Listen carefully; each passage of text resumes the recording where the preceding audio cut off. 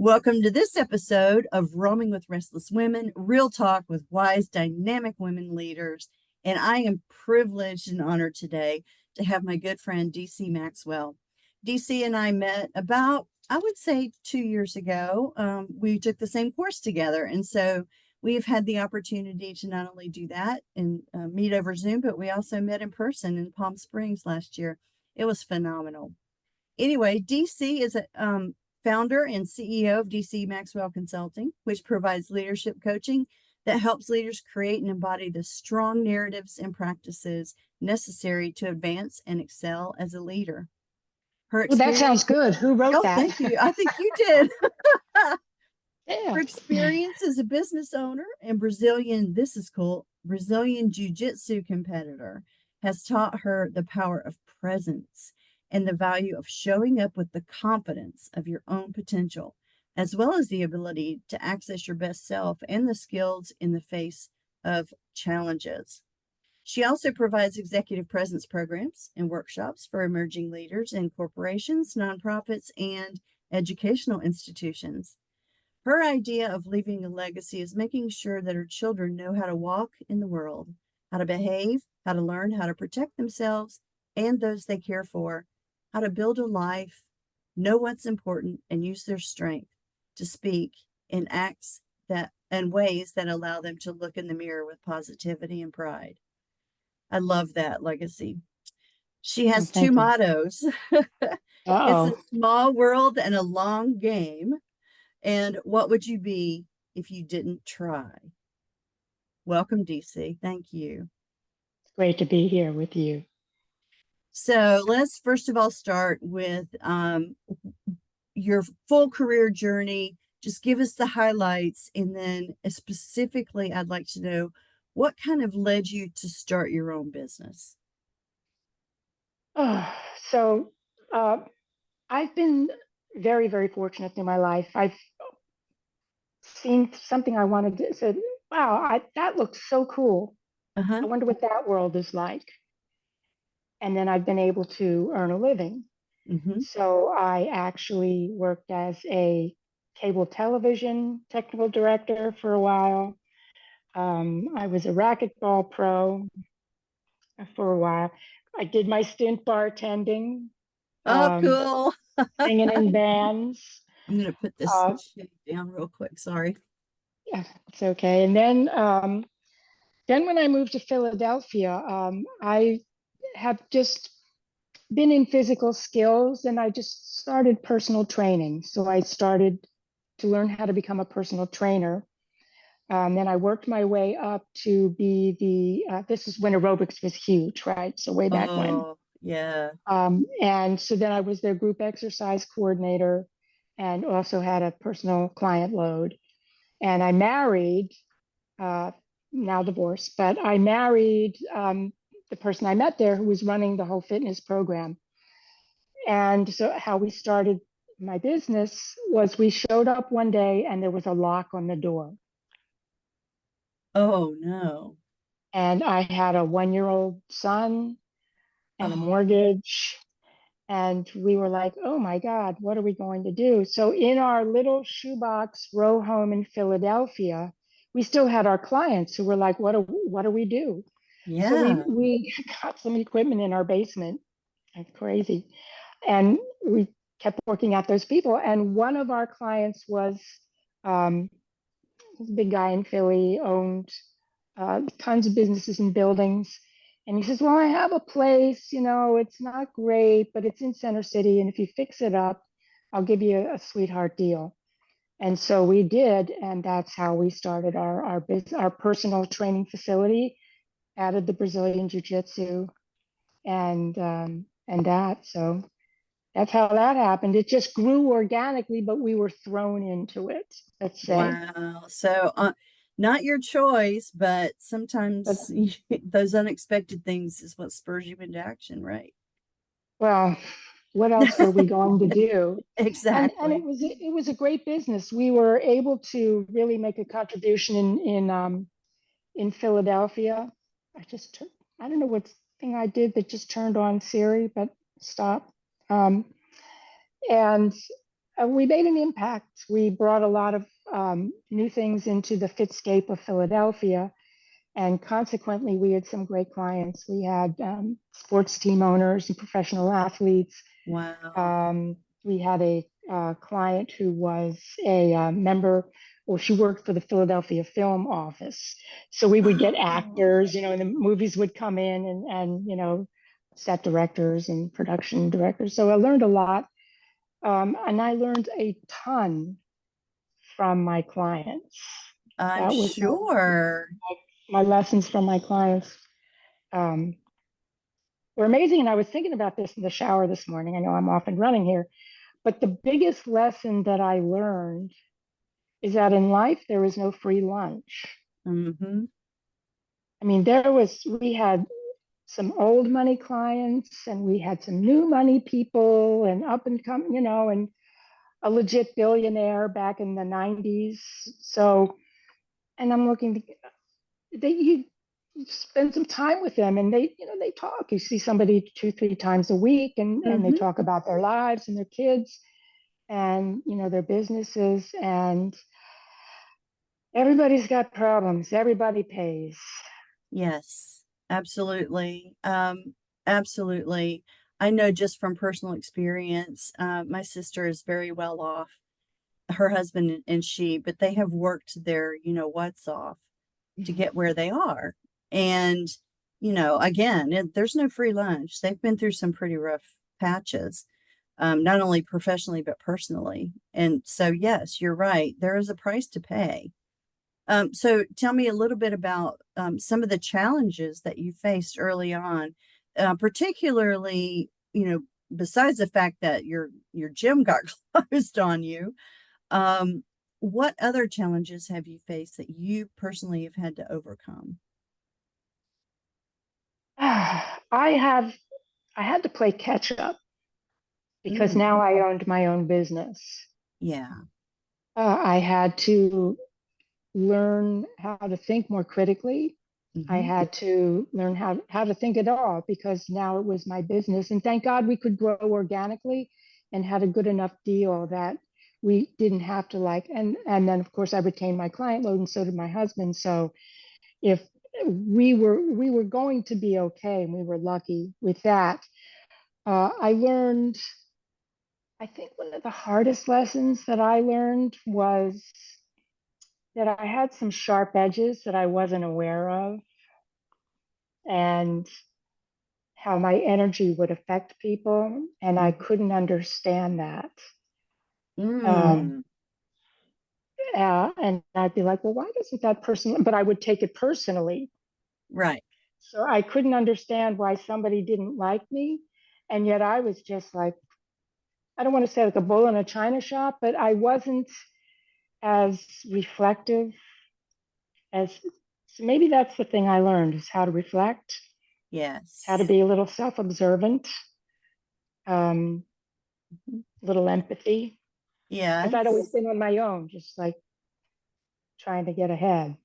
Absolutely. Well, business isn't going to come if they run into a brick wall, and I'm the same as you, so I had to learn that lesson as well. On the other hand, Yeah. if you don't have what it takes to step out there, Yeah. so everybody who has actually stepped out there has Hmm. some stories circulating about them. Oh, You're yes. going to have a couple people who think you're dog do, Yeah. and Yeah. and so do I. Right. Well, and the thing about it is that that's where your confidence ultimately comes from, as far as I'm concerned, is that once you start to learn things about yourself and accept them, Mhm. um, and love them anyway, even if they're not giving you the result that you want, I think that's when you start with the self-love piece. And it takes a while to recognize and just accept, hey, I have sharp edges. Um, I'm not going to get rid of the sharp edges, but I can learn when to let them show and when not to let them show. Exactly. I'm seeing, and I have seen for a very long time, um, everything that we are as an attribute. And Yes. the trick is to understand your own attributes and the distribution that you have of them, and where you should be letting this one or that one rip, and where you should be dialing it back. And Mhm. that's been my journey, my personal journey. Absolutely. So, what values do you hold personally that you can look back over, your career and the choices you've made and the jobs that you've held and decisions that you've made? Because we haven't even gotten to the part where you started your consulting business. What All right. what values do you hold that kind of are the red thread that goes throughout all of that have been consistent? The value of ethics, Mm-hmm. the value of ethics, Absolutely. and knowing what yours are, and hopefully they're decent ones. I mean, morals being a historical conversation, like good and bad, but ethics being how you are, how you treat people. Mm-hmm. And I've had some kicks, I've had Yeah. some dumps, so. And I've been on the bad end of, I've been kicked around a little bit. I mean, we all have at this age. If you haven't, where have you been? Yeah, Um, exactly. yeah. uh, I and love that. that's so I'm, you just have to really be able to look at yourself in the mirror. And if you can't, you have to reconcile that in Exactly. some way. And, there are a couple of people that I have called up and said, I'm sorry about that thing 10 years ago. I now see what a mess that was. Sometimes it just takes time. Yeah, it But does. yeah, one of the things that I like to ask people, and particularly why I ask them about their values, is because that's some of the bedrock stuff that, um, you know, is more important than the behaviors that we all Hmm. show. It's really what's underneath all of it. And I know as coaches, both of us really work with our clients to go underneath, to go as deep as possible, to understand the motivation, understand the real person, the authentic person, regardless of the behaviors that they may be showing, to the world. There's always usually a reason that they Yeah. have the behaviors that they do. So, what did you wish you had known before starting your consulting business? And tell me that story. How did you get to consulting from jujitsu to consulting? Oh, so let's see if I can collapse this story a little bit. I was a jiu-jitsu competitor, Yeah. Brazilian jiu-jitsu, and that's games and sports really reveal who we are. Hmm. You can win graciously, you can lose graciously, but when it's neck and neck, or there's some situations where, you know, playing go fish or chess or checkers with somebody is going to really show you what they monopoly, like so. Anyway, but jujitsu, like you're right out there on the mat with somebody who's pretty much trying to kick your butt, Yeah. and your body doesn't know the difference. I mean, you really have to control it. Anyway, so the story is this. I'll try to make it short. I had a match with somebody that there there was no way in hell I was going to win this match. And I Oh, knew it. I was totally outclassed. It was like the first match I was kind of fodder for this person, but I didn't realize who she was until I actually saw her. And then I was oh. like, oh shit, this is so and so, who won the world's 3 times as a black belt. And I that should have been my signal to just go out there and let her rip. You have got nothing to lose. Just go out there and represent. Yeah. Um, because I doubt she's going to die of a heart attack in the middle of the match, so you can win. You're going to lose, but go out there and give it what you got. And Yeah. I didn't. I was so scared. I was Oh, just so like, oh, why? Like all of those things and the fear and, mm-hmm. the aggravation of like, why me? And then, and she's blah, blah, blah, blah, blah. And I lost probably longer. The match might have been longer than it would have been if I had tried harder. Uh-huh. But all I did was defend. So that kind of Oh, stretched it out a little bit, but I lost anyway, of course. And then I went home and I was just embarrassed. I was like, why? I lost that match before I went on the mat. I looked at that woman and was like, oh, hell. And that is not, that's not the way to be. I wasn't even in the game. So mm-hmm. that's when I started working with the self management, in competition. You manage your body Yeah. around all the little things that are going wrong that are making you lose your head and be scared. And I did a lot, it took me years, I did a lot of research and experimentation on myself and others. And that was the kind of the genesis of my executive presence Uh-huh. work, where if you can manage the inner storm and Mm-hmm. center yourself around the right narrative, which is why am I here? What's the story? What am I doing? Then and you do it from the outside in, like with your body, you do it physically, somatically. And Okay. by doing that, magically, your brain will open up. You'll be able to access your existing skill set.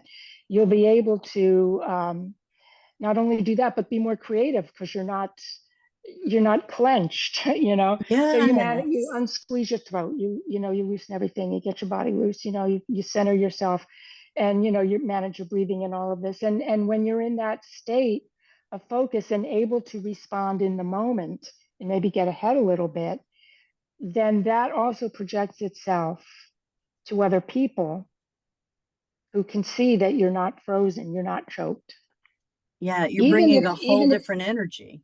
you're bringing a whole different energy. And Oh, so what that wow. does is that inspires trust. So that's for me what executive presence is an Mm-hmm. energy, regardless of your fitness level or whatever, that inspires trust in the other guy, Mm-hmm. in your competence and your ethics to fulfill your Absolutely. commitments in the moment. That's And amazing. That's what a great that's story. I mean, thank you. I don't know that I personally, unfortunately, I was one of those kids that would do anything but go to gym class. I was never on a team. I was always too afraid of getting hurt, physically hurt. And I don't know why that was a big deal, as big of a deal to me as it was. But um, so I grew up without that um, competitor team mentality or even Mhm. competitor individual mentality. However, I did find out I was competitive when I played board games or chess. That you are, yeah. Very much so, very much so. Where when I'm comfortable, I'm competitive. When I'm not comfortable, I'm not. And I like how you described the clenching because that's what happens to a lot of people when they come across, especially from a change management perspective, which is my background, they come across a situation that's different, that they haven't prepared for, that they have no idea of where it came from. And the first inclination is throw up those guards, Hmm. throw on that armor. And I love the word clenched because that's exactly what happens. Your mind gets cut off from your reason and your Right. body clenches. Right. Your That's throat gets tight, your stomach, your shoulders come up, and people yes. see that. So it's like when people look at you, it's a flood of data comes in that they don't even know that they're noticing, Mm-hmm. but they will make an assessment that they don't know why they think this, but like, I trust this person, I like this person. Maybe I don't like them, but they look like they're gonna, that I want to give them my business. Um, and Yeah. that matters. Tell me about one of your clients, obviously anonymously, but tell me about one of your clients that that you help that describe how they were clenched. Describe how they were showing up as clenched or repressed, and how you help them out of that. Um, okay, so here's a recent one. A client who's a young woman who's moving into the CEO role of a Mm, smaller company, founder base. She's been, now she, my client has been there for a very long time. And so she has all these colleagues in the company, and a lot of them are older than she is. And of course, they remember her. And she's younger than they are, and they're resisting her ascent. mm, So she's trying, and she said to me, and when I go on sales calls um, with so and so, like the people aren't talking to me, they're talking to so and so. I want them to talk to me. yep. And so what she had was the junior partner energy. Yes. And so we worked on getting senior partner energy. Wow. And so, do you normally start with the physical unclenching, like you had described, with all of your clients when they come in that state where they're not able to show their confidence level and engender trust? Um, I I get there when it's appropriate. So sometimes I will start there if I Yeah. know them. If it's somebody that I'm seeing in person, yeah, it's so easy to see how somebody walks, how they sit, and if Yes.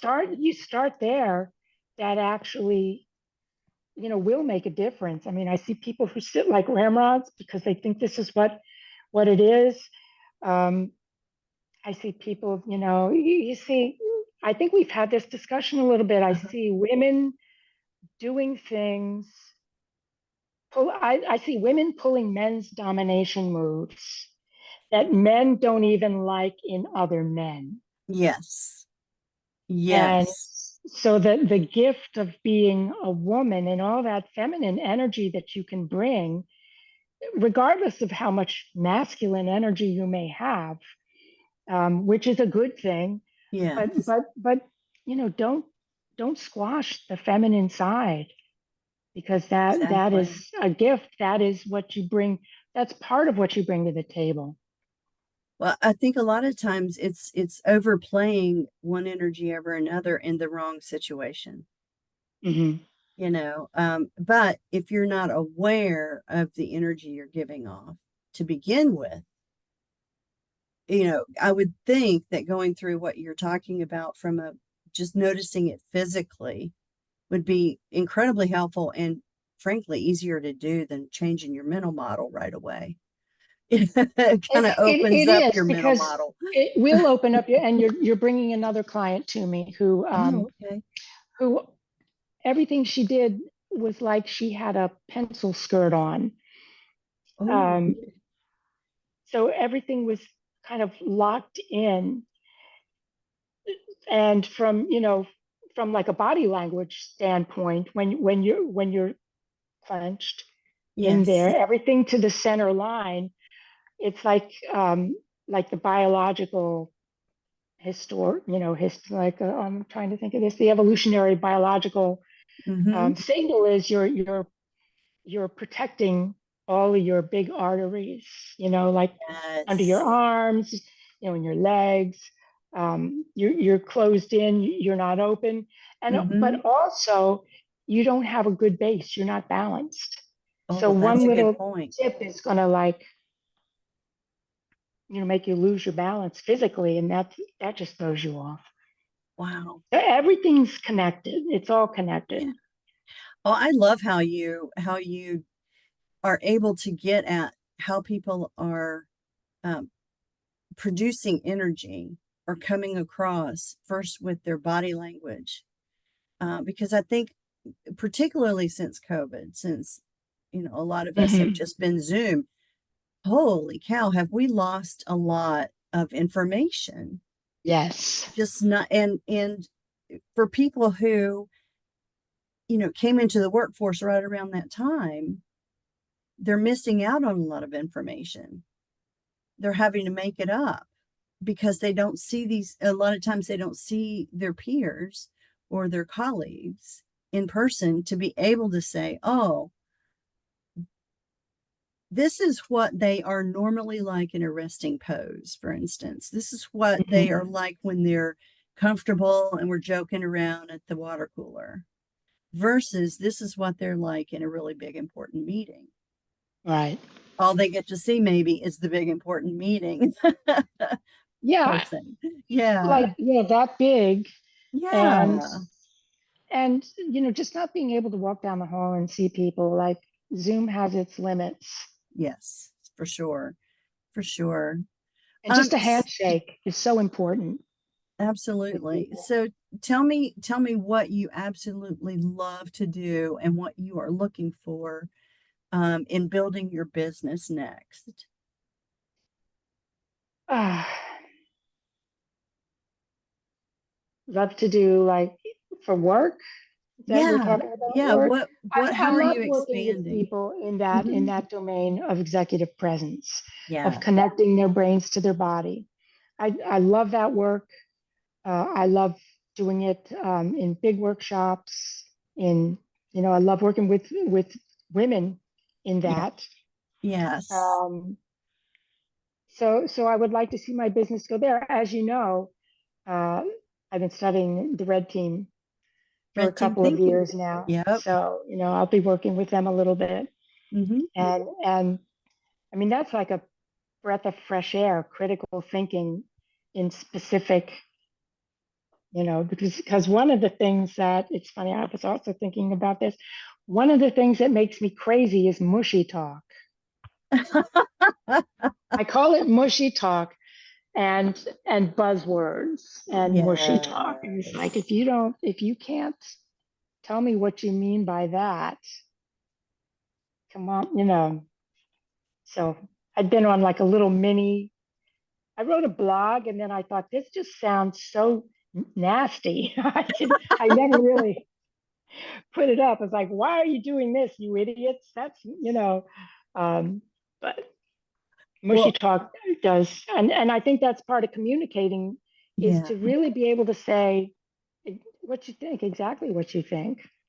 exactly And if it's right. an assessment, you need to be able to say why. Exactly right. And when you say mushy talk, I think I have the same abhorrence for that kind of I'll bet thing. you do. Oh, yes, I do. I call it sugarcoating.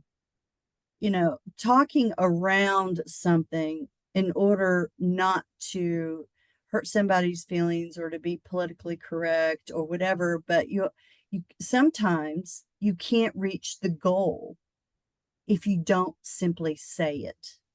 Hmm. I call it throwing the dead fish on the table. Just throw the dead fish on the table. Everybody acknowledge there's a dead fish. What are we going to do about the dead fish? Right. You So you're know, kind of talking corporate speak a little bit, which can be unbelievable mushy talk. Somebody will speak, for 50, I don't, let's just say a minute, and you'll be like, what did they just say? right. And yet What are we everybody's doing nodding next? their heads. Uh-huh, sure. So it's like a lot of rhetoric is mushy talk. Hmm. Um, and then what you're talking about as well kind of ventures into the area of code breaking.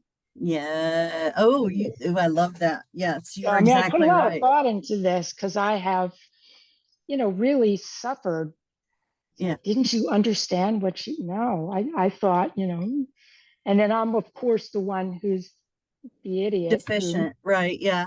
Yeah. yeah, Or negative. I've been called all kinds of things simply because I don't do subtle. This is what I tell my boss. I used to tell my bosses, listen, performance reviews, I don't do subtle. You have to tell me straight out, this is what I'm seeing that is not acceptable. This is what I would rather see. You yes, know, just tell me bottom what to line, just do. tell me. I might not like it. I might get angry. I might cry. That's not your issue. Right. I'll get over it and I'll fix it. Yeah, I'll fix it. And then on the other side, and I'm just speculating by, projecting onto you, but Uh-huh. then we've had to learn to be more gentle Yes. sometimes. Yeah. Yes. Yeah. Yeah, it takes longer to be gentle. Yeah, I have to think about it. And Yeah. some people are so gifted at it, Oh, and I am not, but I'm oh, working it. right. And sometimes that gentleness makes me very impatient. Yeah, Yeah. but there's a way to say what you mean without hitting someone in the face with it. Right. Um, It's been tough to find that balance for yeah. me. Yeah. All right. I close with three questions that I ask everybody. Uh-oh. All right. So here we go. So they're easy. The first one is I'd like for you to close your eyes just for a minute. Describe the picture that appears when I say wise woman. And then open your eyes and tell me about her.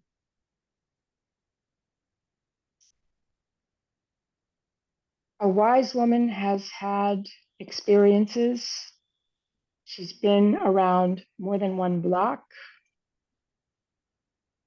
Hmm. Um, she's seen a lot. She's done most of that. She's made her mistakes. Hmm. Absolutely. What does she look So, like to you? yeah, it doesn't matter. Could be anyone. Sometimes my daughter is wise. There we go. I know wisdom can be found in a lot of strange places. Yeah. Okay, here's my second to last question. Where do you like to roam? Physically roam or It doesn't mentally roam? matter. Where do you like to roam? Mental roaming is in the movies. Oh, movie I buff. love movies. Yeah. Yeah. Independent movies and Hmm. old movies, film noir. So I get into something and then I go on that trail for a while. I see a movie. Oh, look at that director. What else has he done? And then I'll, watch all of those. Yeah. So that kind of thing. Physically roaming, my idea of a good time is, either the mountains or the beach Hmm. Yeah. Just, or anywhere there's horses. oh, there you go. For Yeah. sure. And what makes you restless What in a makes good me way? restless? What makes me restless? Hmm. I don't want to be at the top of the pyramid. Yeah. Um, I just have to look back because I don't have a feeling of, oh, I'm restless when I do this. But history tells me that when I'm at the top of, like, I'm always looking to play up. I Hmm. want to know what that person knows. So what makes me restless is when I see something that would be cool to learn. There we go. Yeah. Yes, wanting to learn new things. I get a lot of that from our wise women when I Do do you? this. Yes, I do. I absolutely do. I think that's a golden thread that runs through most people when they are engaged with life, and fully present. So one of the key characteristics is they want to learn new things. That curiosity never stops. My So parents were like that. yeah, yeah. And they were engaged and had friends of many ages, you know, Mhm. right up until the day they died. So not That's together, you know. That's wonderful. That's Yeah. wonderful. Well, DC, thank you so much for being on the podcast. I Thank you really, for really asking appreciate me. it. Oh, are It's you been a kidding? You're blast. you're on the list, man. You're on my life list. I'll put it that Oh, way. thank you. Thank Such a you. great friend. Thank you so much. And folks, if you want to get a hold of DC, we will put her website address in the show notes, and you can talk with her about what she provides to her clients. Talk with you later, and we'll see you next time. All right. Bye bye.